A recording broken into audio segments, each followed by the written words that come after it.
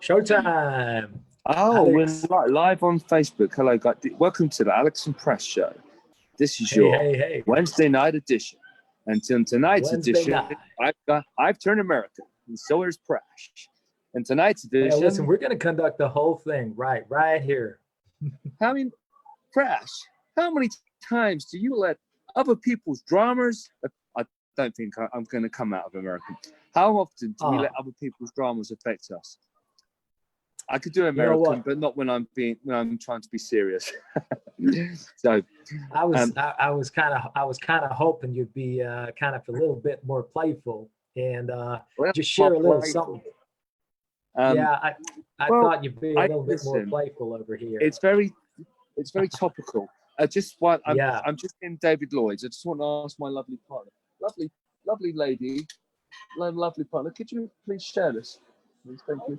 Are you live? I'm live on my page, and I've got the lovely Nicola, hello, and lovely Prash. Hello. Sorry, Nick. Right. So today, the reason why I'm not so jovial and maybe not. Maybe people might know I've been in quite an emotional court case. Don't need to go into it because kind of a little bit more playful. Everybody wants to know what's going on, and I've been asked by all the press, and I'm like, I'm actually weirdly over it. I'm just in David Lloyd. The effects of the last 10 years of being in the media, and it's very apt to what we're talking about tonight. Other people's shit, other people's dramas has severely affected me. And it's this morning, Nicola, my partner in the background, my fiance, are you stressed? Are you nervous? Are you excited? I said, no.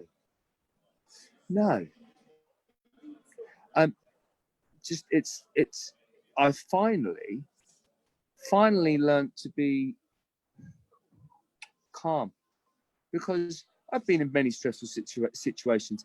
Look, I'm an athlete, a fighter. You've got an event, or you've got to play in, say, 6 weeks. So you go and learn your lines, or you've got a big talk. You're a businessman. You've got to talk in front of 1,000 people. You want it to be fabulous. And absolutely, you go out. You're going to be nervous. You're going to be very scared. You're going to be nervous. You've got to get your stuff together and not worry about all of those different aspects. Especially as a fighter, you've got another fighter who's trying to kill you, beat you up. You've got to be so focused on your own game. Totally. You're an actor. The critics, you've just done a film and it flopped. So the next film, you've got to make really good. And you could let the fear of the critics affect your performance. Or you could use that in a positive way. There is a time to use other people's so-called crap or drama in a positive way. But I understand there's two sides to it. When it's negative, it's debilitating. You can't even talk as an actor. You're so scared, and you can't pronounce, you can't articulate. And just today, Nicola, I've been in the press. You have quite a bit today, and Nicola gets very frustrated that there's people say, Nicola, what is it you said they said? Oh, she doesn't want to bring it up. I'm going to bring it up. It's negative, and this is interesting because it's negative. Basically, people call me thick when they don't know me. They've got he's not the brightest tool in the, whatever the saying is. And that does actually, to some extent, it can bother me, but it hasn't done. The reason why I'm bringing it up, amazing. It doesn't bother me anymore. I'm like, what are these plonkers thinking about?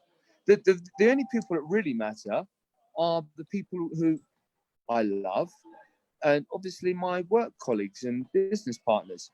I mean, understandably, if I'm doing a PR campaign, I want people to buy my product or to buy into me. I want people to. I'm interested in what people think. So there is a time, but personally, no, not anymore. That used to be so debilitating, and it's also when you let that go, it's the most freeing thing in the entire universe. And it goes back to one thing: What do you think that is? What do you think I'm going to say? Love. When you love yourself. L-O-V-E. Yeah, it's crazy. People say horrible things about you and dramas, and when you love yourself, it doesn't really matter. Okay. You think I'm an arsehole? I know I'm a good guy. And I'm just going to keep, there are going to be people out there who are going to I trust and have faith in the universe, in a God, in God, that my good karma, my good energy will attract other good karma and energy. And if there's horrible people who are vibrating at a low frequency and aren't going to resonate with me, then they're just going to pass, because I'm such a good guy. You know, but the but is, there are people out there who are going to say, well, you know, my child's being really naughty and it's affecting his school grades, and I imagine you're a prisoner of war and your captor's doing horrible things to you. In that respect, I'll let you talk a little bit, Prash. How do you, if you're in a severe physical situation, you're a captive of someone's kidnapped you and doing horrible things to you. Obviously, at the time, you're not going to like that. But I guess hopefully, what I've learned from some concentration camp survivors, what they've done is let go and almost forgiven. They haven't forgot, and that has not all of them have. And when you hold on to negative energy, we all say revenge is like a poison pill that you take yourself. You know, absolutely. You might actually get your revenge, but all that plotting, all that scheming. Listen, I was in court today, not for revenge. And that was the very difference. 5 years ago, I wanted revenge. Today, I took action against my captor, the person who was beating me, to stop that. There is a difference. But I don't actually wish any negative, nasty energy on her or my victim. And that's the thing I learned from the concentration camp survivors. By letting go of the need for revenge, it frees them up. I don't need to. Yeah, I have. No, absolutely. I think what you're. I was going to say, sorry, I'll just finish off. Obviously, Nicola is of Jewish heritage, and her auntie Lily, 93, 94, was 97, I'm just being corrected, was a concentration camp survivor. She had the most horrible things done to her.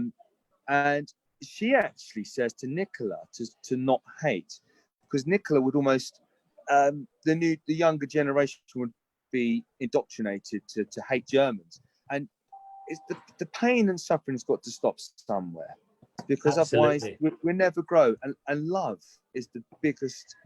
We've all done silly things. Absolutely, we have. And I think, if I may say, when you talk about the concentration camps, and what an emotive subject. But one thing that I think we can all agree on. Mucking around on Alex and Prash show. Yeah, we're not messing around here. One thing that comes to my mind is one of the books that made one of the most profound impacts in my life before I embarked on my coaching and consulting career. And I read as a teenager was Viktor Frankl's book about his time in a concentration camp. Viktor Frankl, for those who don't know? So Viktor Frankl was a very well-renowned concentration camp survivor who went on to write a very, very powerful book. That book has had immense impact on people around the world. Viktor Frankl, F-R-A-N, Frank with an L on the end. He's been the subject of movies. He was a Holocaust survivor. His philosophy, and many motivational self-help speakers cite how he used this idea of an existential therapy, humanistic psychology, to get over this. He started to see and got his family to see the experiences they were having as part of a bigger plan, that they had to survive no matter what, so they can tell the story to future generations so that this never, ever happens again. And it became a profoundly affecting thing for so many people, so many generations. And it was that desire to not let anything, any other people's drama, right? And there was a lot of physical drama. It was to not let anything externally affect their desire and their strength and their will to want to survive. And because their reason, their why was so strong, they cared about wanting to share this message with people out there. And that was more important than all the pain and all the suffering that they were experiencing and all the death that they were seeing in these concentration camps. And I guess, therefore, I think when we look back at our lives, we can start to see. I get it. And I think this is the first tip I want to share in this short live. They had a bigger purpose. They had a bigger purpose. It's kind of what it's, and you touched on it, right? Love. Just going to cut in there for 1 millisecond. All of the horrible things that have happened to me, I can't compare to the horrible things of concentration camps. I mean, they're horrendous, but it's still not nice to me.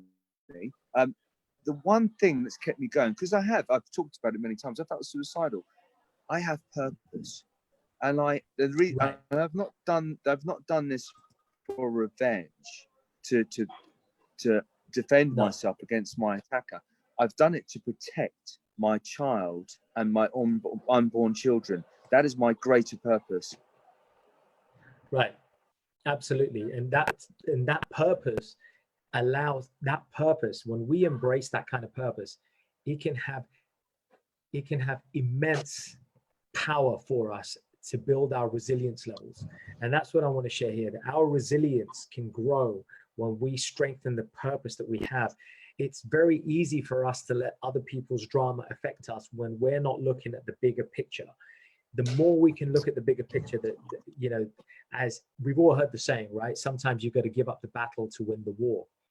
And so when other people's drama is coming into our life, we've got to ask ourselves, well, how significant is this rambling, this heartache, this oral torture that I'm getting from this person, this emotional torture?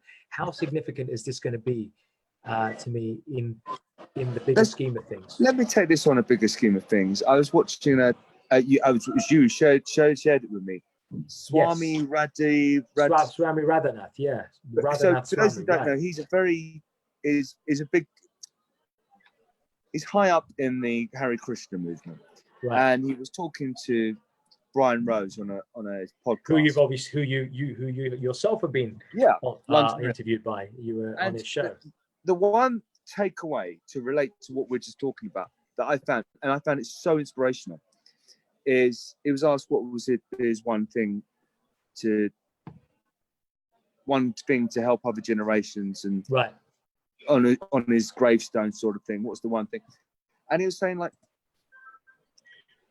wars, problems, two people arguing, adults over massive big things. In the grand scheme of things, it's like, when you realize it's like children. When you have absolute love, it's like two children, a parent, right, looking down at two children squabbling over a toy. And it's so important to those children. They want to both play with a toy, and they're fighting over it. Now, when you get to a higher sense of freedom in terms of, it sounds like I'm talking hippie, and it's when you start to love yourself and have so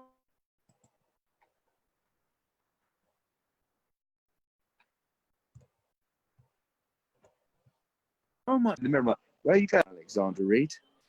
It's kind of nice though. I feel different. Anyway, no. I'm going off track, but because I'm having more compassion, I'm seeing things in a very different way. Right. I don't have the desire to go and get revenge or to argue with people. Right. And it's like, I was in court today, and it's not pleasant. It was a necessary for me to protect a higher purpose. I had a higher purpose, but I'm not in there for right. And things aren't always going my way, for instance. But I just gonna go one last thing.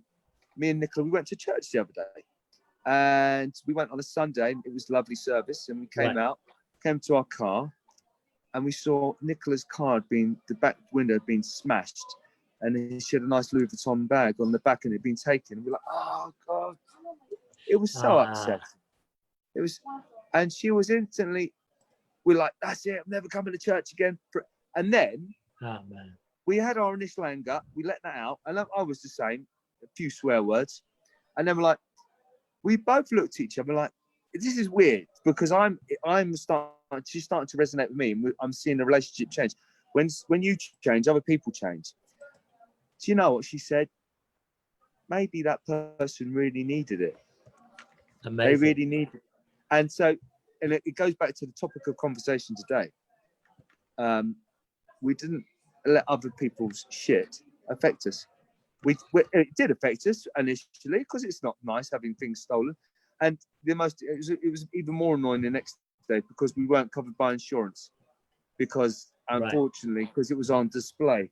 You know, if we had said it was in the boot of the car, we would have been all right. But it would have been, it frustrated. We're like, that's a bummer. But she's let it go. And I was like, I was very proud of her. Amazing. Let other people's shit, and she's like, well, do you know what? Maybe they really needed that to feed them. You know, and I was like, wow. I went off on a lot of different topics there. I was talking about Swami, talking about seeing the bigger picture. It's about seeing the bigger picture and having more compassion and seeing things like a parent over two children squabbling. Look at all these wars we have about, you know, someone's been about religion, politics, money. Why can't we all just get along? The thing is that, the thing is that there are several things at play, and people aren't going to like this, but this is the fact. We all have egos, and our egos are incited by, provoked by, and affected by external stimuli. Now, those external stimuli may be media, there may be situations, there may be things that happen to us, right? Somebody stands us up, somebody puts us down. It may be people saying stuff. It's your parents saying you're not good enough. All these sorts of things affect our ego. As we allow the degree to which we let our ego be affected by other people's actions or words upon us, is the degree to which we start to respond. And the more we respond in a negative way, which is human nature, we're all that way, we're creatures of instinct. That's what we are. That's where spirituality comes in. That is where, and I'm not talking about a particular religion, by the way, right? And for those of you who are watching here, I'm talking about common sense, universal principles that govern human behavior and our place in this world. The more we can start to embrace spiritual principles, the more we can start to tame our ego. The more we can start to tame and tune in to how our ego responds when somebody calls our mama whore, or when somebody says that you're a loser, when somebody says that you'll never amount to so much, when somebody says you're a piece of shit who didn't do anything for the past 15 years, what are you going to do for your kids? When your ex-wife tells you you're no good for this, all these sorts of things, when they start coming and attacking you, you need to learn to take control of your ego, tame that ego's response. How do we tame it? By practicing mindfulness, by learning to practice meditative techniques that help us to become CIA. I was just about to say intuitively that. Aware, CIA, conscious. So I use this in my coaching. Consciously, intuitively aware, CIA. I call it CIA. Now, well, I was just wondering this for the lay people out there who like they get so, I'm really angry. My wife is this and my boss is blah, blah, blah. Fucking hell, I swear. Do you know what? What I'm going to do? I'm just going to go to the gym. I'm going to hit the bag. I'm going to lift weights. Right. That's kind of. It does kind of. They're not being conscious, but they're actually, in a weird way, meditating. Yeah. That's active meditation, because you're taking your mind off something, purely concentrating on the pump or hitting the bag. You know, you could be thinking about horrible things, but after a while, after you get knackered, your body naturally relaxes. And I was thinking I'm not an expert here. I'm kind of not asking.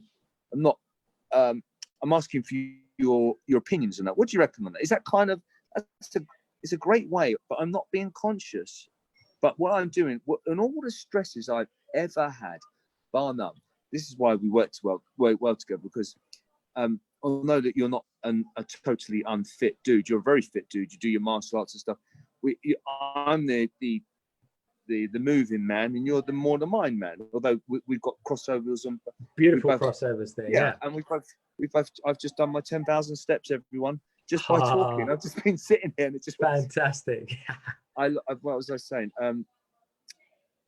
You were just saying about how you were just obviously going off to say how sometimes for the layperson, when they're in reaction mode, how they can cut it. And I mean, look, naturally, whenever I've been in stress, I want to go to the gym. I want to go and move. So let me just walk and move. Yeah. Right. So let me just pause you right there, folks. For those of you who are listening, Alex has given a fantastic example of one such activity or response that we can take in a situation where other people's drama is affecting us. Okay. And I want to cover another one in a second, but let's look at this fantastic example. Alex could have responded to that drama in any number of ways, right? Any of us can. We can switch off and just watch TV or just ignore them. We can drown ourselves in intoxication or other unhelpful distractions.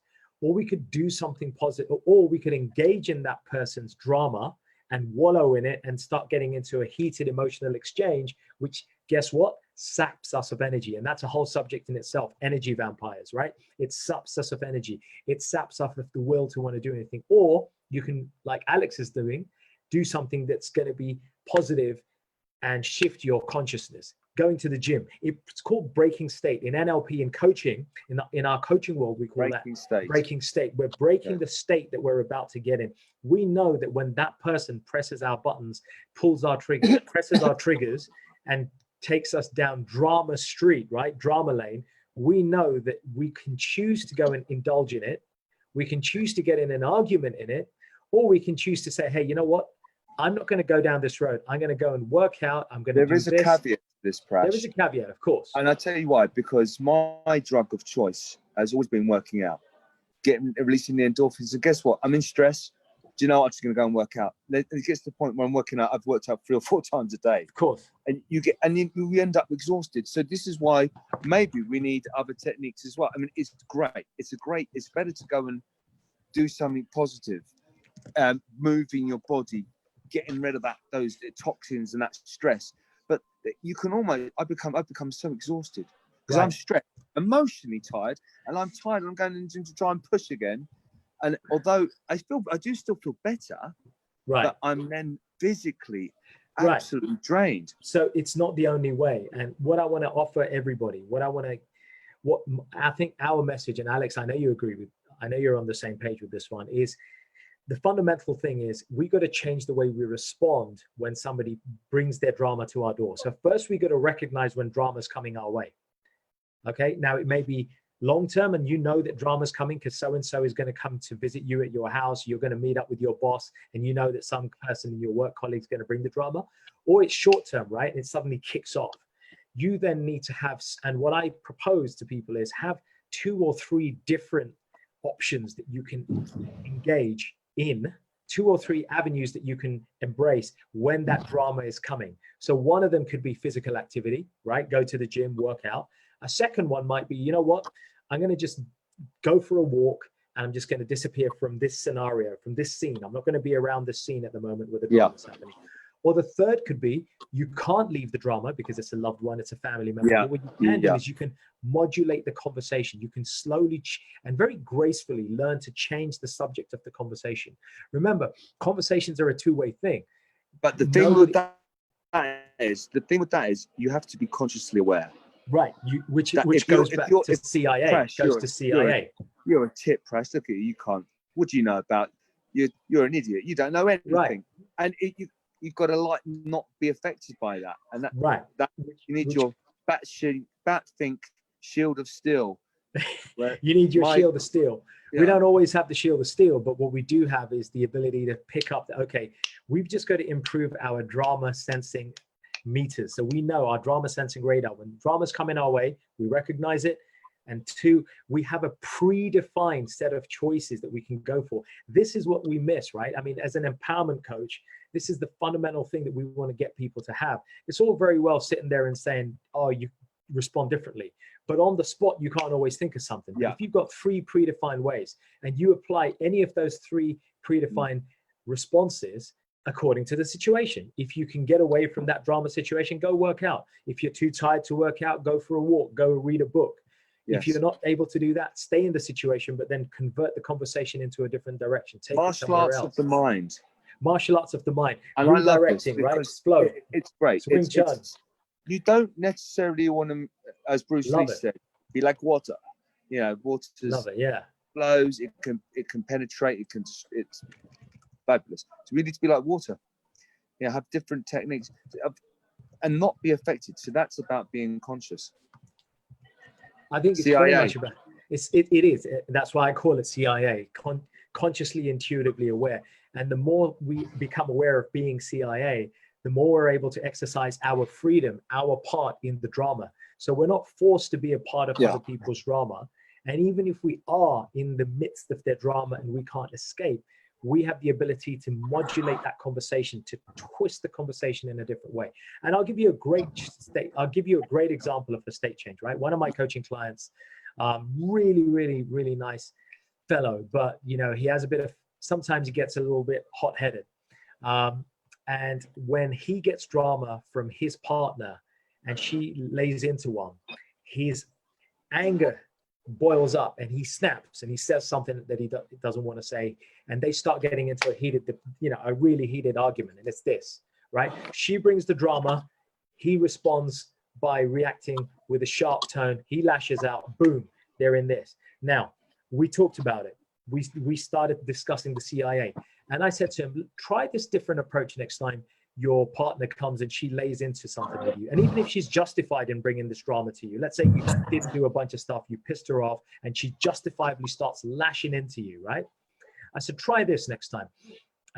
While she's in the middle of her rant, just say to her, you know, hang on. Wait a second. I've got to tell you one thing. Let's say her name is Sheila. I got to tell you one thing, Sheila. You know, I know you're really pissed at me right now, but I got to say, the way you look so pretty when you're pissed at me. I'm really sorry, but I just got to tell you, you look beautiful when you're pissed. Do you know what? That's brilliant. In all my experience with women, right? I've only just learned this in my relationship with Nicola. I wish I had this, and it's about loving myself, because what it is, people say the women in my life have said horrible, nasty things about me, and it's I've wanted to attack them. But with Nicola, she says horrible things to me. Right. No, I don't. And I just say, do you know what? I love you so much. You're so beautiful. You do, and I know I've seen you say it kills her with kindness. Kills you with kindness. Come on, just give us a struggle snuggle. Yeah. Give us a. I'm not gonna let go until you smile. And then they're angry. You're changing their state. Brilliant. You're changing the state right now, and now you've changed your state, and you've changed her state, which means you've changed the state of the whole conversation. That whole atmosphere has changed. All you need to do is give Katie Price a big cuddle. Oh, so what she's saying, all I need to do is give Katie Price a big cuddle. Do you know what? All jokes aside, maybe if I had done that, but I'm a different person. Hey, listen, to how I was. You know what? Your past is your past. We've done things that we weren't as spiritually aware, adept. Exactly. I've grown up as a. I'm no longer what they call the dim one. Anyway, I don't want to go there. The empowered one. You are the empowered one. The thing is that we're all, in a sense, we're all dim. It's not like we're all dim because our senses are dulled due to social media, due to mass media, due to societal programming, due to political programming, our dumbass education systems that don't teach us life skills. So we're already blunt. We're dull. I still have judgment on people. When someone says something nasty to me, I do still have judgment, but less and less. I'm starting to appreciate. A bit like I'm a Jewish concentration camp and I've got Nazis beating me. All right. I'm not quite there. Forgive them, Father, as Jesus said on the cross, for they know not what they do, giving love to the Romans who were torturing him. I love you. I'm not quite there, but I do kind of appreciate that. I kind of understand, okay, if someone's being nasty to me, they're just not evolved enough yet spiritually. Yeah. And weirdly, it's starting to transmute. If you're like, amazing. Another thing also, smiling with your eyes, not projecting. Just I know how to turn Alex, on and off. I'm an actor. Yeah, you're an actor, and the thing is that you can use that skill, and you're so right. You know, when you can break somebody's state by the way you look at their eyes. Yeah. You know, it's one thing looking at them with mean eyes and pointing fingers, right? Look at this body language. You did this. Well, I don't give it. And look at this and said, hey, look, yeah, I'm sorry. Yeah, I screwed up.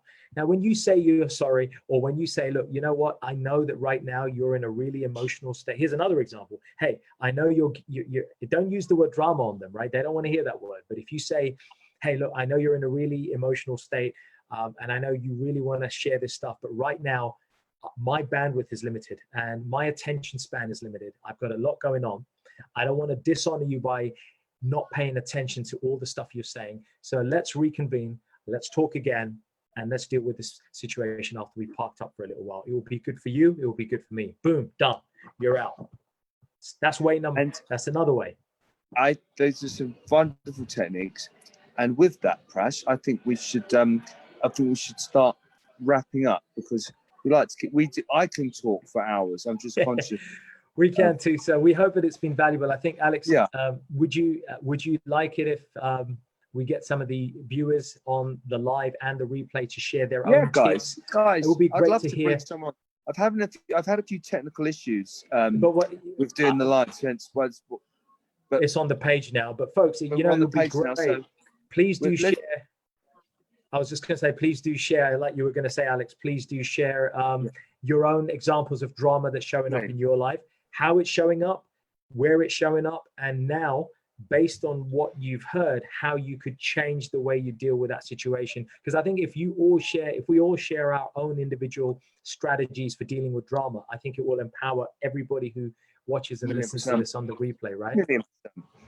And just by sharing your own, guess what? It reminds you, because you forget. Amazing. We forget. I forget. Amazing. That. Hang on a minute. When I listen back to what the things that I've done, I'm like, actually, Reid, you're quite a cool guy. Yeah, and that's the truth. And we aren't nice to ourselves. We pat other people on the back. We need to pat ourselves on the back and say, hang on, why I'm a coach to everybody else. Yeah. And I have to say to myself, I'm a bloody great coach. I wish I should coach myself. But we don't listen to ourselves. No. But we need to listen to ourselves. We need to coach ourselves sometimes and say, actually, so it's good. By sharing some of the good things you've done, it's going to make you feel better about yourself. And that's a great thing. And share it here and two people benefit. Everybody's reading it's going to benefit, and so do you.